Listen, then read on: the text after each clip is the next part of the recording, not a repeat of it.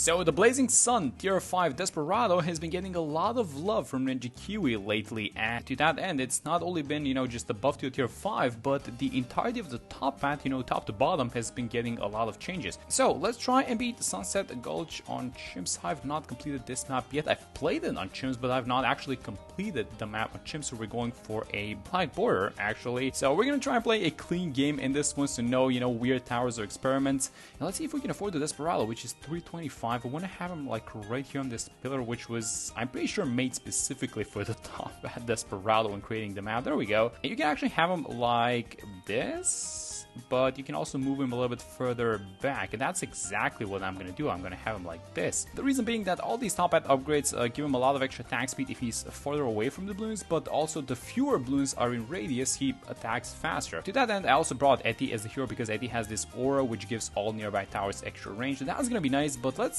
actually get into these changes. So first things first, the quick draw upgrade is a little bit cheaper. This is specifically to help in a situation like this, like these early rounds. And you guys know what I'm actually gonna buy. This is a very cheap upgrade, like 200 bucks, so I don't mind spending it. And then just going straight for the tier 3, look at this amazing change on the big iron. It goes from 60 to 120% the standoff bonus that it gets. Now standoff is the tier 2 upgrade, which basically makes the Desperado attack faster the fewer balloons are in range. Oh, wait a minute, are we actually defending this one? Oh my god, that was a great snipe actually. But as you guys can see, the fall off is about the same. It went from 0.15 to 0.3 per balloon. So essentially the ratio is the same, but the max attack speed is now a lot greater, which is just great news for this early game on the Desperado. I think 13 is going to be a chill round though, because the most difficult balloon is a green balloon, so we're going to be able to afford Eti pretty soonish. And let me just continue with the balance changes, because the Twin Sixes, I just got a crazy buff actually. I'm probably the most excited about this one in the Blazing Sun. The price of the Twin Sixes got reduced by $1,000. That is insane. It used to go from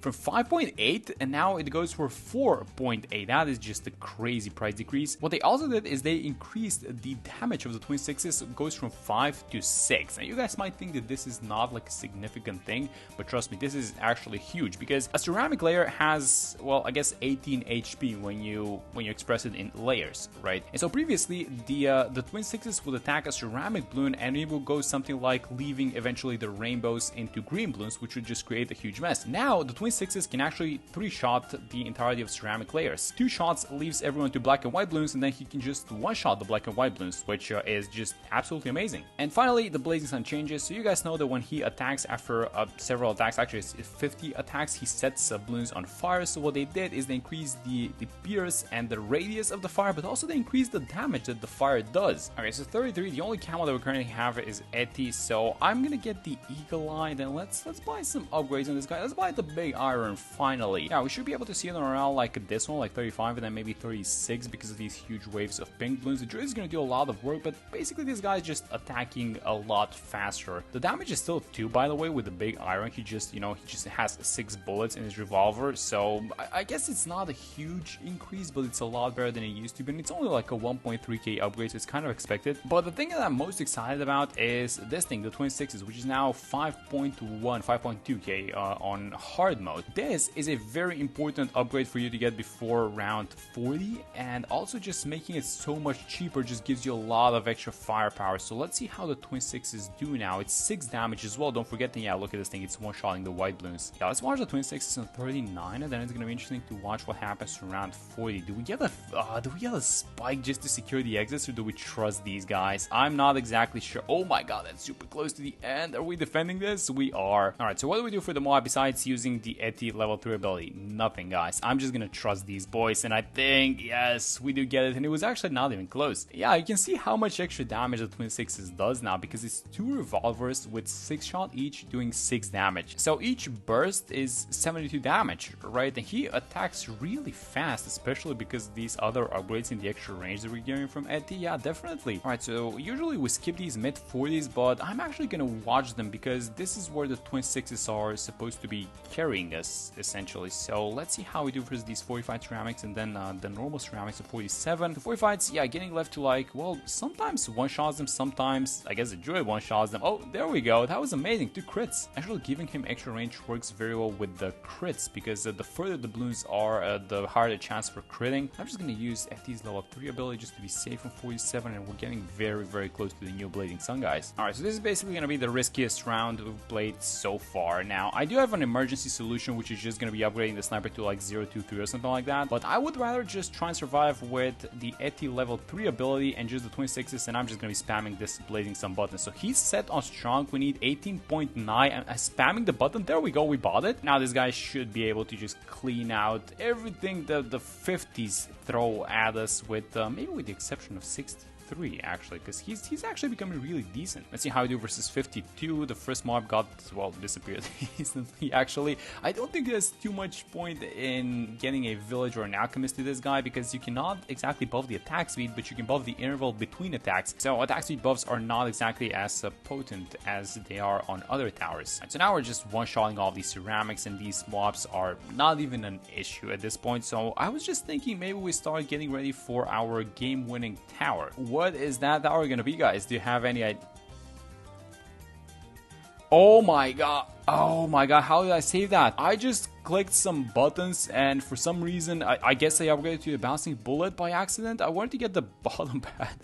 Oh my god, we barely saved that. That was a black border. And you guys know why that happened, by the way? It's because all these side towers are breaking apart the balloons, and it's messing with the layers of the Blazing Sun. You can one-shot ceramics, but if a balloon has been broken apart into like greens and yellows and whatnot, then basically he's just wasting shots and popping those balloons instead of one-shotting the ceramics. What is our game-winning tower, by the way, guys? Is it the Bez? Let's use the UCAV, by the way, and see how we deal versus these guys. He is set on first with some. I'm not sure if that's the correct choice. Let's have him on strong. And yeah, sure, let's attempt to get the Bez, and then if we cannot get it, then we can just probably buy something else, honestly. Alright, let me get the bats, which is gonna help us stabilize a lot. I really don't like the attack speed on the bats, but it's gonna be fine. We also have Eti for the camo detection, but we are gonna need to get something like either the MIB or, I don't know, something else to delete these DDTs later on. Let's see how we're doing versus 60. Oh no, we are actually leaking. Okay, so let's start things off with the UCAV then. This should last for 2 waves of ceramics, and then for the last one, I think we're just gonna dump the level 3 ability and hope for the best. Yeah, let's have the drones like this, keep the Desperado on first. Oh no, we're actually gonna leak on this one. Alright, how about we throw in just a little bit of extra damage versus ceramics with the AMD. I think this is gonna help by a lot, actually. Let's use the UCAV. If we can make the money for the Berserker Brew, I think this round is done and dusted. Let's see how much we're gonna get from the second wave. And there we go. And yeah, I actually do think that this Berserker Brew is gonna solve round 63 for us, because these cannonballs are just gonna become so strong, and it's not gonna be close, I don't think. Yeah, there we go. Wait, is this Eti actually? Does Eti do something to improve the range of the... Well, I know that it does, but I'm not talking about this like little range that it has around it, but it's the visibility. Does Eti's buff actually do that? Because this guy is attacking the balloons from like downtown. This is crazy. Look at this thing. As soon as they appear, he's just attacking them. That is, well, I'm not complaining. I'm super happy that it works like this, because we're just going to be getting the damage a lot earlier than I thought. Alright, so smooth sailing so far, but we are going to need to do something on a round like this one, and then I guess the trouble is going to start in free play. I'm thinking we need about $40,000, by the way, for the Bez.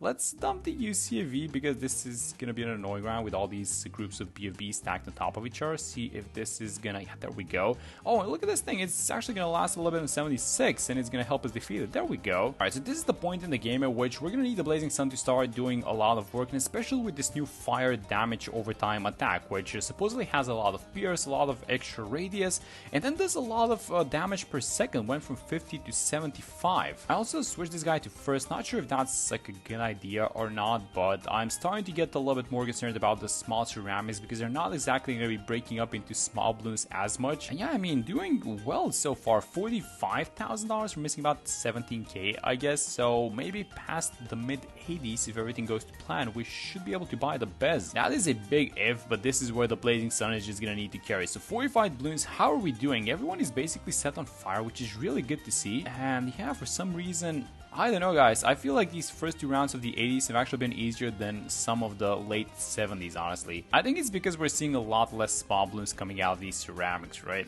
Like, that has to be it. Let's see how we do on a round like this one. So just getting the attack speed going, please. Just start setting these balloons on fire. I need the DPS. There we go. Alright, thank you. Left for the Bez, but some difficult rounds ahead of us. Actually, that don't make a lot of money, like 85 and 87. It's just gonna be 0 MGs. And do we want to dump? I don't know if I should have done that actually, because we might need the UCAV for 85. You guys know what? I know that we're gonna beat the round like this, but I'm actually gonna restart without the UCAV. Let's try to be patient and try and survive off of the drones only, because they are becoming quite powerful by themselves, and this is a round that gives a lot of money. So we are gonna need the Blazing Sun to go to town on a round like this one. We're gonna need the UDPS. The Pierce on the fire just need to get a lot of damage spread out among a lot of balloons. And how is it looking, guys? I don't know. It doesn't seem like it's too bad, right? It seems like we might have this one. 3 BFBs left. It's getting closer for sure, though. We need to get the Bez like ASAP. And yeah, there we go. We managed to get this thing done with the drones only. That's amazing. And this is basically the reason why I wanted to use the drones, because we get the UCAV on a round like, yeah, you guys can see how those balloons are making it super far, right? We needed to do this like 100%. There we go. And finally, we get the money. It's like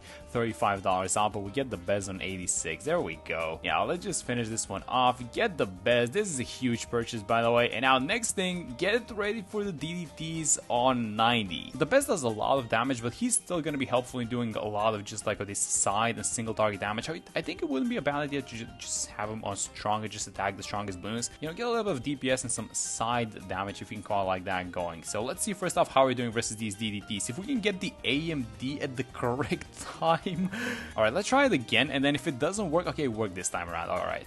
But something else that you can do is you can AMD stack, which is basically just buying a couple of AMD alchemists, because the AMD does stack, but the Berserker Boot doesn't. So you can buy like I don't know, like maybe 2 or 3, and then all the buffs are basically gonna stack on the tower. But yeah, there we go. So I think one of the things that we can just buy straight up is just gonna be this, the MIB, which is gonna solve our DDT problem forever. And keep in mind, we're playing this whole game so far without like a Jungle Jumps village, guys. Even this alchemist is like at 320, which I wouldn't mind upgrading to a stronger stim. So let's see how we do versus these new DDTs at these level 20, by the way. So we have the UCAV going around, and yeah, it's like not even close once you buy these towers. And yeah, I think the reign of our boy the Blazing Sun in the top at Desperado is over. He did his thing in the mid game with the twin sixes, and then maybe a little bit with the Blazing Sun, just helping us, you know, just carry us until we can get the actual game-winning tower, because he is not the game-winning tower by any stretch of the imagination, right? He's just there to help you get to the tower, and he did that, well, perfectly, I want to say. Especially still impressed from round 84, because I think it was mostly him doing the damage on that one. Let's still be careful, though. We have around like 98 incoming, and we can spend just some money if we needed to. I think I wouldn't mind buying the Call to Arms ability, but if we could beat 98 and 99 without clicking any buttons, that's going to be amazing, because we can just dump everything for the bad. The track is kind of short, so we are going to need a lot of extra damage for the bad, but let's see how we're doing so far. We can dump the UCAV, I guess, if necessary. Oh, wait a minute. It's actually getting close on this one. We popped the 0 MGs, and now we're going to need the best to just get on with it. Just do the damage. Maybe the Blazing Sun again. I mean, is he shining again a little bit? Maybe some side damage onto these blimps? Yeah, I think we actually do handle 98. There we go. Alright, so 99 shouldn't be that much of an issue with these 45 DDTs, right?